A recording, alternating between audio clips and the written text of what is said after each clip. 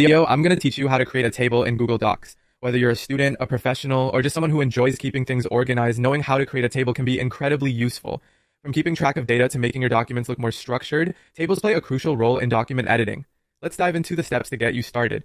First, we'll begin by going to Google Docs. You can do this by opening your preferred web browser and heading to the Google Docs website. If you're already familiar with this, it should be a simple step. If not, just search Google Docs on your browser and it should pop right up. Next, you'll need to sign in using your Google account. Remember, Google Docs is part of the Google Suite, so it requires a Google account to access all its features. If you're not signed in yet, you'll see a prompt asking you to do so. Simply enter your credentials and you're good to go. If you don't have an account, you might want to create one first, as it gives you access to other useful tools from Google. After signing in, you'll arrive at the Google Docs homepage. Here, click on the blank document option. This will open up a new document where you can start creating your table. It's always refreshing to begin with a blank canvas, so take a moment to appreciate it before moving on. Once your new document is open, look towards the top of the page. You'll see a menu bar with various options. Click on Insert.